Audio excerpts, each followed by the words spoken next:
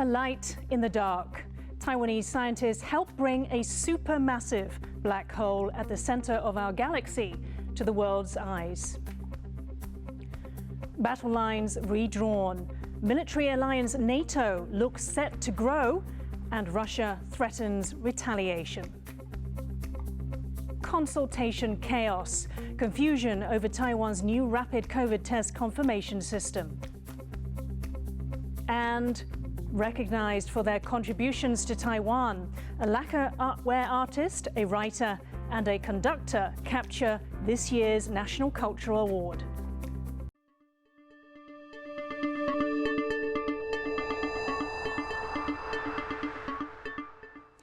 A warm welcome to TaiwanPlus News. I'm Yin Khvat. For the first time, astronomers have produced an image of the supermassive black hole at the center of our galaxy. It's called Sagittarius A star, and it's 4 million times the mass of our sun. As James Chater reports, Taiwanese research institute Academia Sinica was a key part of the team that produced the landmark picture. This is Sagittarius A star, the supermassive black hole that binds our Milky Way galaxy together. 26,000 light-years from Earth and 4 million times the mass of our Sun. Sagittarius A star is defined by darkness, but now seen for the first time. This image of Sagittarius A star was produced by the Event Horizon Telescope Project, a team of 13 international research institutes, which includes Taiwan's Academia Sinica. The picture comes 3 years after the first image of any black hole, named M87. 在2019年，本月也发布第一张影像，那是 M87的黑洞。今天我们所要公布的黑洞影像，比这个上次发现的近2000倍，也小了很多。但是它却是在我们所在银河系里面最大的一个黑洞。 Black holes are areas of space where gravity is so strong that not even light can escape, and that makes them particularly difficult to photograph. Scientists had to simultaneously use telescopes around the world to capture images of Sagittarius A star, what they call a telescope the size of the Earth. More than 5 million simulated images of the black hole were produced, then combined to produce one final picture. Now we know that it wasn't a coincidence. It wasn't some aspect of the environment that happened to look like the ring that we expected to see. We now know that in both cases, what we see is the heart of the black hole, the point of no return. Black holes are among the most mysterious features of the universe, known to consume all matter around them. But scientists say Sagittarius A star at the center of our galaxy is a gentle giant. First, we see that only a trickle of material is actually making it all the way to the black hole. If Sag A star were a person, it would consume a single grain of rice every million years. This glowing image of Sagittarius A star sheds new light on the darkest regions of our universe. And Taiwan scientists have been integral to that breakthrough. Klein Wang and James Chater for TaiwanPlus. The head of Taiwan's central bank says it is possible the country may not hit the government's 4% economic growth forecast for the year. 你认为国内的 GDP 保持有没有下修的余地啊？下半年？有可能哦。 Yang says inflation could drag down growth. Global price increases have pushed inflation up by nearly 3.5% in the second quarter. That's the highest jump in a decade. The central bank governor acknowledged that it's still lower than many parts of the world, but he warned that Taiwan may have to resort to increasing interest rates to bring inflation under control. The US Naval Institute has released new satellite images from China showing a mock-up version of a Taiwanese base. Analysts say the model resembles a strategic port in Taiwan's northeast township of Suao. It's a key access point for maritime supplies in the event of war. The US Naval Institute's news site also revealed pictures of structures that looked like US warships in the Xinjiang desert. They are believed to have been used for weapons target practice. Some of those models have disappeared since the images have come out. European Union leaders say they want the bloc to become a bigger actor in Asia and work together with like-minded partners on China. The Indo-Pacific is a thriving region. It is also a theater of tensions. Take the situation in the East and South China Sea or the constant threat of the DPRK. As we discussed, Prime Minister Kishida Deaflympics, the European Union wants to take a more active role in the Indo-Pacific. At a time in Tokyo, EU and Japanese leaders concluded with agreements to cooperate in fields including climate change, digital technologies and support for Ukraine. They pledged to work more closely on political and security matters, including in areas such as Hong Kong and Xinjiang. In a written statement, they emphasized the importance of peace and stability across the Taiwan Strait and said they encourage the peaceful resolution of cross-strait issues. Russian forces are pushing ahead with their offensive to take the eastern Donbas region of Ukraine, but they are meeting resistance with fierce fighting on the banks of a river. Ukrainian forces have pushed back by destroying Russian-built pontoon bridges. Russia has made territorial gains since concentrating its forces in the east, but Moscow's ambassador to the European Union has admitted their advances are slower than expected. Moscow is warning Finland that it will face consequences. That's after the Nordic countries' leaders announced they will apply for NATO membership without delay. Neighbouring Sweden is also set to decide whether to join the military alliance in the coming days. Rick Glowett reports. At a time of uncertainty in Europe, on the streets of Finland's capital Helsinki, attitudes towards national security are changing. Like Ukraine, Finland shares a border with Russia, and the Russian invasion of Ukraine has jolted the country out of its long history of neutrality on conflicts. A recent poll shows 76% of the population now wants to join regional military bloc NATO. That's 3 times more than before the conflict. Well, I think we should, because this is the best security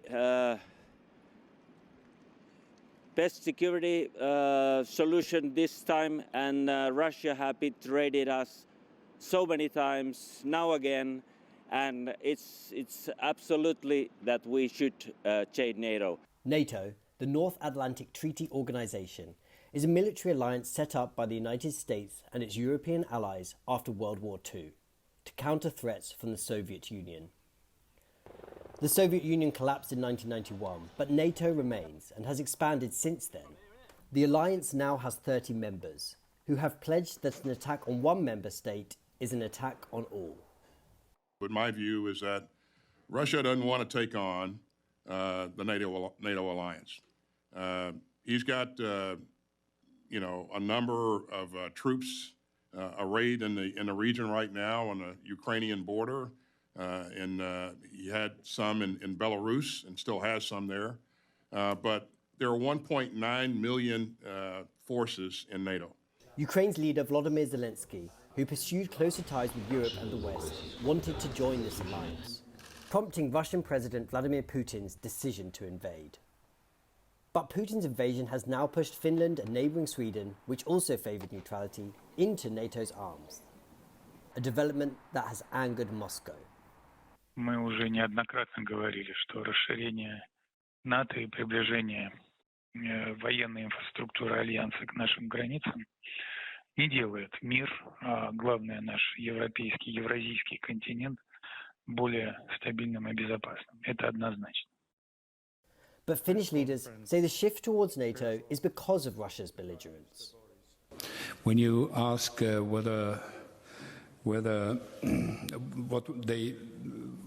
how they see possible Finnish joining,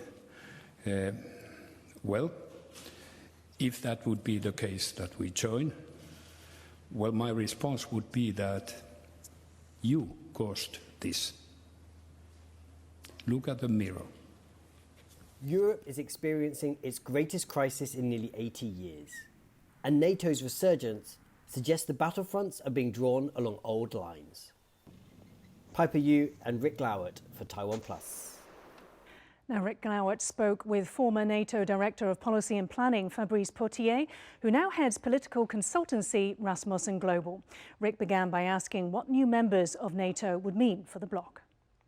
Now that I think they're moving towards full-fledged membership, this is going to fill this kind of deterrence gap that we had in the region, and also bring some real serious capabilities to the NATO pot, the collective pot, starting with Finland, which has some pretty serious land forces. The land forces are one of the Achilles heels of the alliance. We're good on the Air Force, on the maritime component, but land has always been a bit of, especially heavy territorial defense, been always a bit of a weaker point for the alliance. So all in all, it's a real win-win for them in terms of giving them more assurance and more certainty that we will have their back if anything were to happen. And for NATO, that will have basically no question mark or gap in our planning and deterrence posture in the region. And what sort of reaction could we expect from Russia?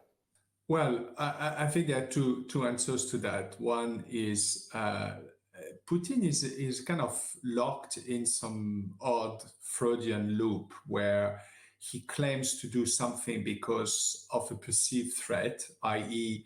NATO's expansion, but his very action, in this case, his war of aggression against Ukraine, is actually producing that very result, which is here in the case of NATO expansion, or I would phrase it differently, NATO consolidation, because NATO is already present in the Baltic region.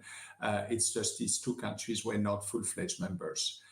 So that's one answer. The second, I think, on the more superficial level, it's pretty obvious that Putin and his people are going to use Finland and Sweden membership as a kind of validation of their weakened narrative and vision of a surrounded great Russia that has to defend and assert itself. What do you think a more powerful NATO or a NATO with more membership states means for the Asia Pacific and a country like Taiwan, which also faces threat from a belligerent neighbor?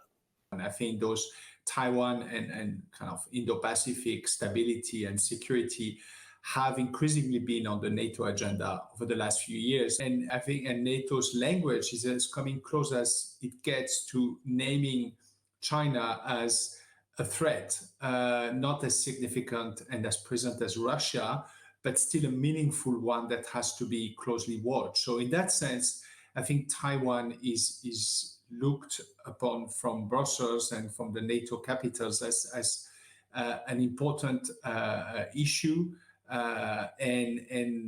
But from an operational point of view, we have to be honest that this is obviously a long stretch for NATO to be operationally present in the region.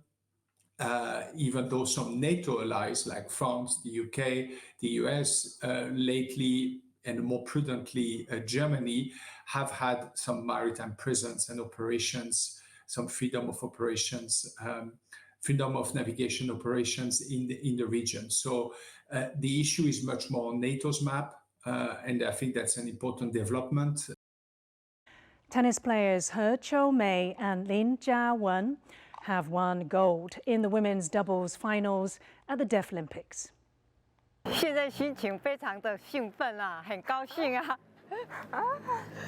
我就是觉得很不可思议吧，对，因为可以拿2月8是非常困难。It's Taiwan's second gold medal at this year's Games for the hard of hearing. The latest haul brings Taiwan's total medal count to 14. The pair's victory follows their triumph at the previous Games in 2017, when they also won the women's doubles event. This year's Games are taking place in the Brazilian city of Caxias do Sul through Sunday. As in most sporting events, Taiwan is participating under the name Chinese Taipei due to pressure from China. Ukrainian athletes are dominating the Games despite the conflict in their home country. They are top of the table with a record 116 medals. That's more than double the number of medals by runner-up team USA. Coming up, what's in it for Washington? The US holds a key summit with Southeast Asian leaders. We have the details after the break.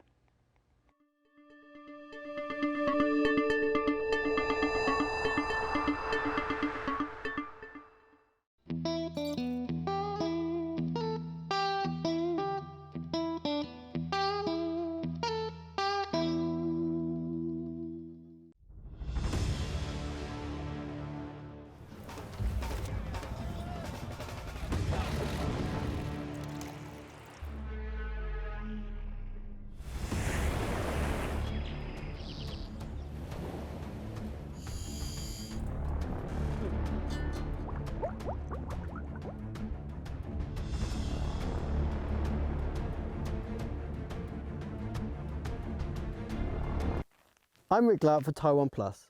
For more stories from Taiwan and around the world, download the TaiwanPlus app.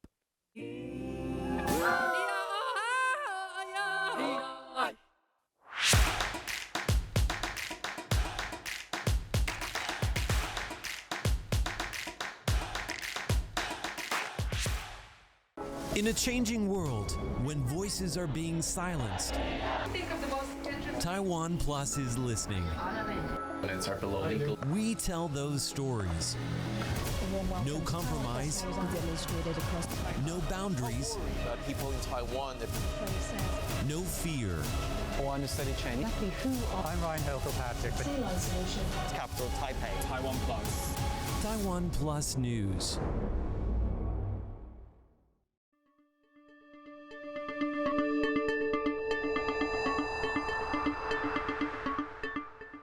Welcome back. You're watching TaiwanPlus News. US President Joe Biden welcomed Southeast Asian leaders to Washington on Thursday, aiming to counter China's growing influence in Asia.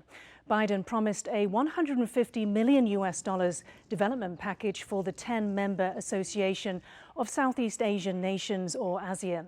The funds will cover infrastructure, security and pandemic preparedness, among other initiatives. The two-day US-ASEAN summit is being hosted for the first time in Washington, D.C. The last time it was held in the US was in 2016, with President Barack Obama hosting the event in California. For more on the summit, I spoke with Hunter Marston, a researcher at Australian National University, formerly with the Washington-based Brookings Institute and CSIS.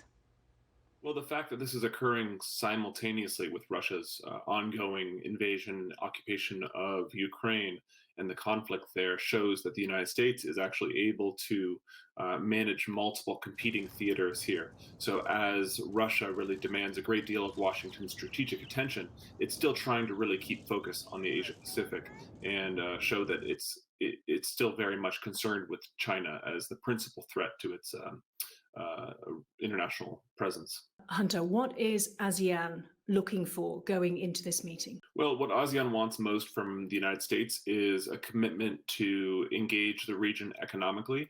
And the United States already has a very large presence in terms of private sector American businesses and investment in the region. But notably, the United States has been absent from multilateral trade architecture. And China has been all too eager to seize on this narrative and replace the United States as sort of the long-term guarantor of the region's economic growth. The US says ASEAN is central to its Indo-Pacific strategy. What do you believe? Washington, I think, sees ASEAN centrality as a useful way to signal its support to the bloc. But at the same time, it's also exploring the importance of bilateral alliances and partnerships outside of and within ASEAN, including Singapore and Vietnam, both ASEAN member states. But at the same time, we've seen the proliferation of multilateral blocs like the Quad as an alternative to working through ASEAN. And will China be watching closely? Absolutely. China is going to be watching this closely for any language that comes out of the joint vision statement, especially regarding the South China Sea, which China sees as one area of national core interest to Beijing. And I think as well to see if the United States and ASEAN are able to come up with any language or initiatives on the economic front that would possibly seek to rival China's Belt and Road initiative across the region. North Korea is under lockdown. That's following the nation's first reported outbreak of COVID-19. Leader Kim Jong-un appeared on television wearing a face mask for the first time. Pyongyang has declared a grave national emergency.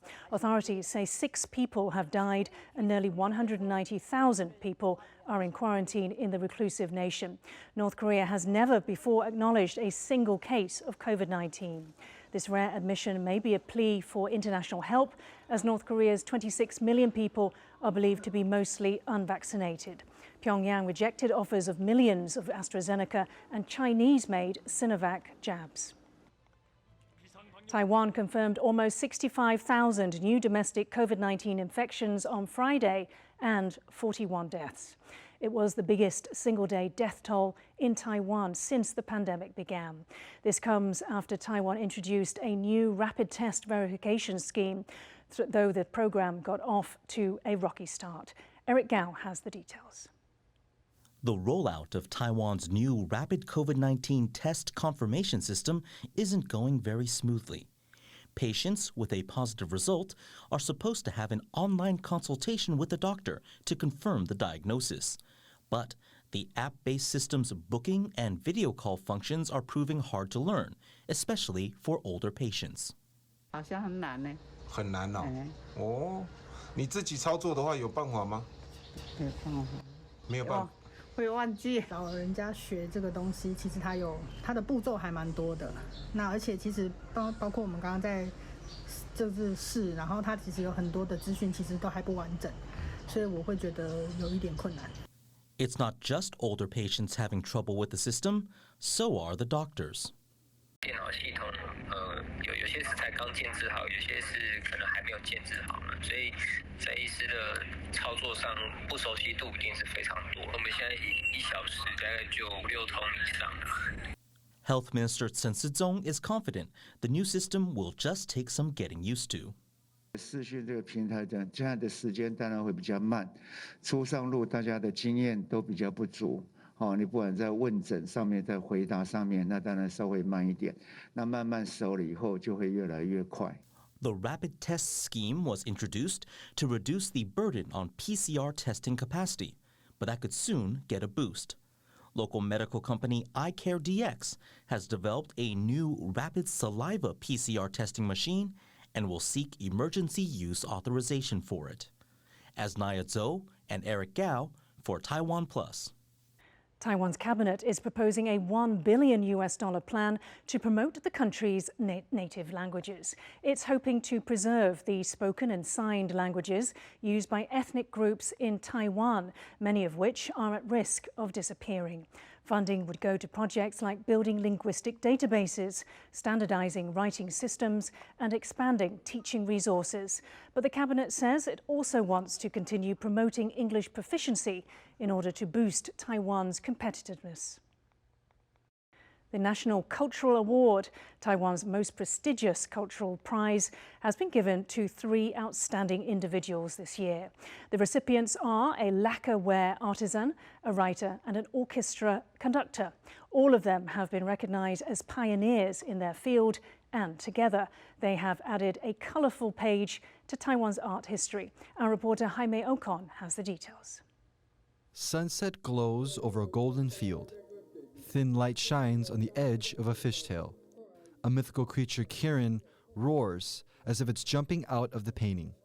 The artwork, all brought to life with lacquerware artisan Wang Qingshuang's gentle touch. Wang is the first lacquer artisan to win Taiwan's National Cultural Award.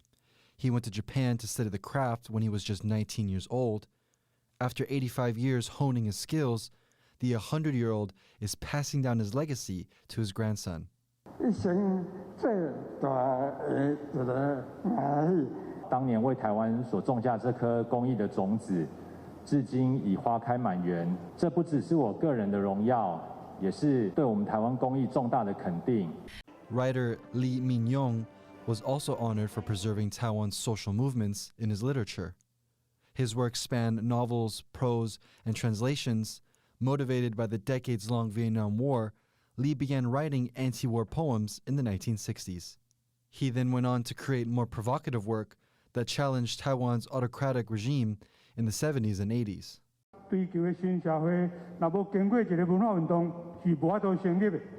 Conductor Liu Shaojia has also been recognized for his contribution to Taiwan. Liu gained international fame after winning competitions in France, Italy, and the Netherlands when he was in his 20s. After spending years in Europe working with prestigious orchestras, he returned home in 2010. 或许有点堂吉诃德式的，我们台湾的乐团能够骄傲地带着自己国人的非常有特色的作品迎向世界。The National Cultural Award was first established in 1981. Since then, including this year's recipients, only 90 people have received the honor. Kama Xu, Yujing Huang, and Hame Okan for TaiwanPlus. An injured owl found in a university basement in southern Taiwan is on its way to recovery. Shousan Zoo in Kaohsiung took charge of the young collared Scops owl in March after it was found with a broken wing. They reset the bone with 2 pins. A video posted on Facebook on Friday showed a follow-up surgery to remove the pins. The owl was seen looking groggy as the anaesthetic wore off. If all goes well, the team hopes to return the owl to the wild in the near future. Thanks for watching TaiwanPlus News. I'm Yin Khvat. Finally today, we'll leave you with images of a Brazilian ballet dancer performing Swan Lake with the Rio de Janeiro Ballet Company. For more stories from Taiwan and around the world, please download the TaiwanPlus app. Stay safe and see you next time.